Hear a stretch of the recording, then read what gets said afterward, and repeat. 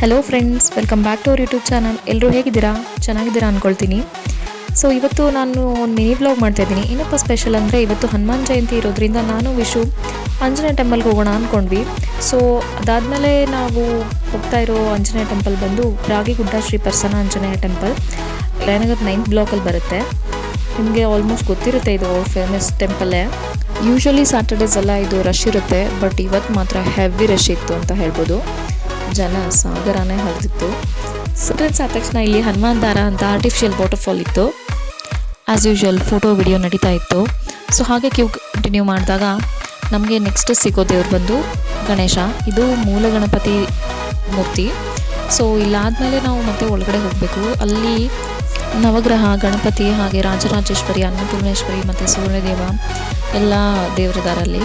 So ಅದಾದಮೇಲೆ ನಾವು ಮತ್ತೆ ಆಂಜನೇಯ ಟೆಂಪಲ್ಗೆ ಹೋಗಬೇಕು ಅಂದರೆ ಮೇಲಿದೆ, ಅದು ಗುಡ್ಡದ ಮೇಲೆ. ಸೊ ಸ್ಟೆಪ್ಸ್ ಹತ್ಕೊಂಡು ಹೋಗಬೇಕು.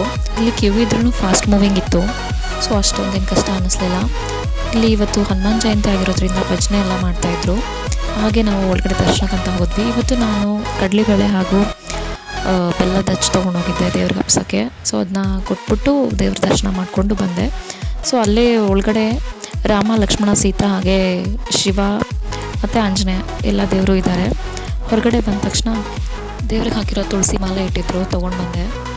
ಹಾಗೆಯೇ ಆ್ಯಸ್ ಯೂಶ್ವಲ್ ಪ್ರಸಾದ ಇದ್ದೇ ಇರುತ್ತೆ. ಸೊ ಪ್ರಸಾದಕ್ಕೆ ಪುಳಿಯೋಗರೆ ತೊಗೊಂಡು ಅಲ್ಲೇ ಕುತ್ಕೊಂಡು ತಿಂದು ಹೊರಗಡೆ ಬಂದ್ವಿ. ಸೊ ಇದಾಗಿತ್ತು ಇವತ್ತಿನ ಮಿನಿ ವ್ಲಾಗ್. ಹೋಪ್ ನಿಮಗೆಲ್ಲ ಇಷ್ಟ ಆಗಿದೆ ಅಂದ್ಕೊಳ್ತೀನಿ. ಇಷ್ಟ ಆಗಿ